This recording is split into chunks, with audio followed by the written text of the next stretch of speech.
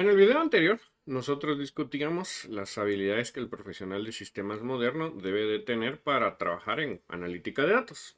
Entendimos que existen diversos perfiles en los cuales hay gente que tiene más fortaleza en programación y matemática, seguramente sea un buen candidato para Machine Learning.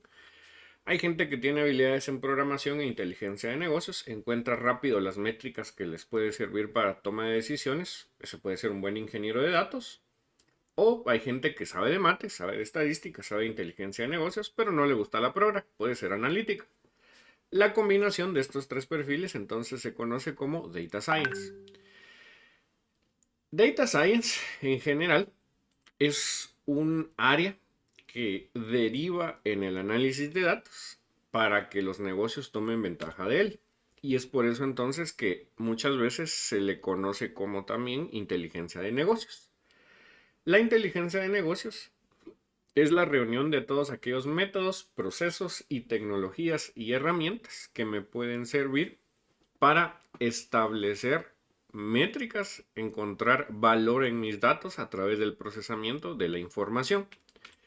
Y en esta línea, si tuviéramos una definición de libros, la inteligencia del negocio al final del día es aquella herramienta, aquella, digámoslo así, aquel proyecto que me permite convertir datos en información, información en conocimiento, conocimiento en planes y acciones concretas.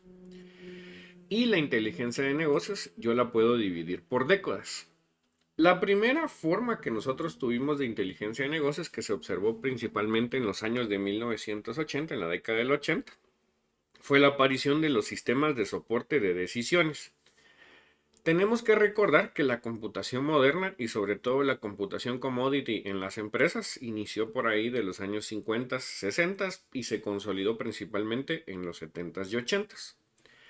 En este periodo de tiempo, las empresas empezaron a dar cuenta que todos aquellos datos que tenían en sus mainframes, que tenían en sus primeros sistemas informáticos, tenían valor y empezaron a desarrollar sus soluciones ad hoc o soluciones in-house que les permitieran aprovechar estos datos. A estos se les conoce entonces como los sistemas de soporte de decisiones. De hecho, si consideramos literatura de esa época, vamos a ver que muchas veces se propone que el siguiente paso inteligente para los gestores de tecnología es que aprovechen sus datos creando un sistema de soporte de decisión o Decision Support System. Todo esto cambió a partir de la década de los 90. Debemos de recordar que a principios de los 90, finales de los 80, se dio un fenómeno en el manejo de datos que fue la consolidación de las bases de datos relacionales, principalmente motivado por Oracle, motivado por Sybase, motivado por muchos de los antecesores de los RDBMS que conocemos al día de hoy. Esto derivó en que tuviéramos un formato estandarizado de almacenamiento, procesamiento y consulta de datos. Entonces, en lugar de realizar tomas de decisiones y sistemas ad hoc sobre mainframes ya establecidos, como por ejemplo en COBOL y Fortran, ahora tenemos un origen de datos, que en este caso es el gestor relacional de base de datos, al cual podemos pegar no solo sistemas transaccionales, sino también sistemas analíticos. Y aquí fue el nacimiento de lo que conocemos entonces como Data Warehouse, bodegas de datos diseñadas especialmente para análisis, o sistemas de Business Intelligence o BI, que aprovechan estos Data Warehouse para realizar análisis, los famosos cubos OLAP o los sistemas de análisis de procesamiento transaccional o LTP. De hecho, muchas universidades al día de hoy aún enseñan sistemas de Data Warehouse y BI porque son sistemas que siguen vigentes. Ya son de hecho bastante commodities, pero la analítica de datos, más allá de crear inteligencias artificiales y demás, empieza aquí, en un análisis de datos concreto, rápido, en el cual yo llegue a conclusiones a través de mi materia prima, que son los datos que yo tenga almacenados a partir de mis sistemas transaccionales. Avanzamos nuevamente en el tiempo. Un problema que tenían los sistemas Data Warehouse, y de hecho se ha ido resolviendo con el tiempo, es que no están enfocados al usuario final. Entonces, a finales de los 90 y principios de los 2000, sobre estos sistemas de Data Warehouse y BI, se creó un enfoque para el usuario. En el caso fue la creación de los dashboards y scorecards. La idea es que los analistas de datos aunque pueden estar constantemente sacando reportes, ellos no le dan autonomía a los verdaderos encargados de la toma de decisión. La propuesta con la elaboración de dashboards y scorecards es que tengamos siempre disponible las últimas métricas y que me permitan realizar tomas de decisiones, y estas métricas puedan verlas en una página web, en un documento en Word, en una hoja de Excel, los verdaderos gerentes de toma de decisiones, que muchas veces están fuera del segmento de tecnologías de la información. Entonces se popularizó, en otras palabras, la diseminación de la información en las empresas para facilitar la toma de decisiones. Por último, la época en la cual nosotros estamos fue el resultado del desarrollo de la década de 2010, en la cual empezó la analítica de datos y se dio un fenómeno bien interesante, que fue la popularización de los smartphones. En el momento que cualquier persona puede acceder a un smartphone y una conexión a internet medianamente estable, no vamos a entrar en el tema de la brecha digital, nosotros estamos constantemente produciendo información, geolocalización, preferencias de uso, fotos, videos, audio. Entonces tenemos una producción masiva de información que con el cambio generacional las personas están motivadas a compartir su información. De hecho, ya no es un problema que la gente quiera estar en Internet. Ahora el problema es que compartan la información adecuada en Internet.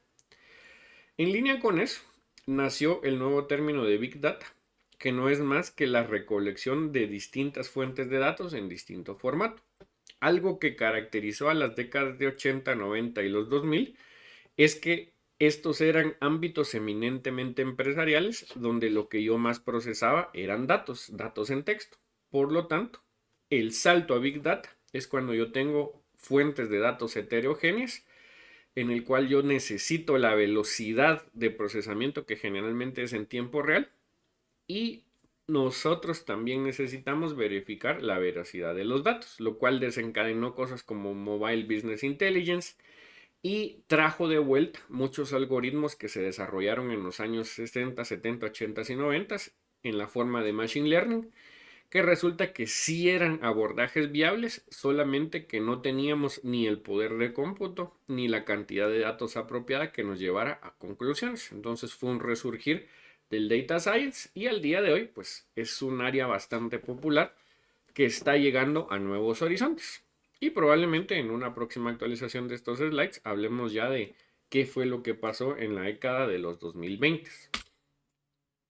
Ahora bien, si nos enfocamos un poco en cómo las empresas, ahora sí los sistemas gerenciales, ven a los sistemas analíticos o de inteligencias de negocios, generalmente lo ven alrededor del pasado, el presente y el futuro.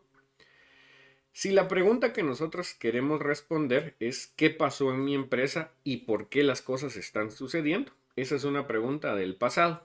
Generalmente se puede resolver a través de un sistema eminentemente transaccional con reportes o alguna analítica básica. Los sistemas informáticos también me permiten resolver la siguiente pregunta: ¿qué está pasando en este momento? De nuevo, este es terreno de los sistemas transaccionales. Un reporte, ya sea en web o un reporte en PDF, me puede responder esta pregunta. Pero la pregunta interesante es intentar predecir el futuro. Aunque suene esotérico, muchas veces los sistemas de análisis de datos se utilizan para eso. Analizo mi pasado para identificar tendencias a través de estadística, machine learning, y intentar entonces tomar mejores decisiones para el futuro. Tener mis futuros posibles, entender las tendencias para responder qué va a pasar en el futuro y sobre todo qué necesito yo ejecutar para que eso pase en el futuro, que son las tres dimensiones temporales de todo sistema de inteligencia de negocios. Entonces, en resumen, ¿para qué sirve? Si se utiliza apropiadamente, me sirve para ver cuáles son las fallas en mi proceso de administración y implementar mejoras. Me sirve para ver cómo puedo mejorar mis procesos operacionales, eficiencia, eficacia, el control total de mis sistemas de producción y sobre todo que me pueda ajustar mejor ante los cambios. Entonces, si yo tengo las tendencias de pasado, presente y futuro, con la tecnología, metodología, herramientas y sobre todo el conocimiento empresarial para hacerlo, puedo tener mejores ajustes ante cambios, lo que generalmente deriva y también es consecuencia de mejores predicciones. Entonces, en esta línea, vamos a hablar un poco más al respecto de la toma de decisiones en el siguiente video.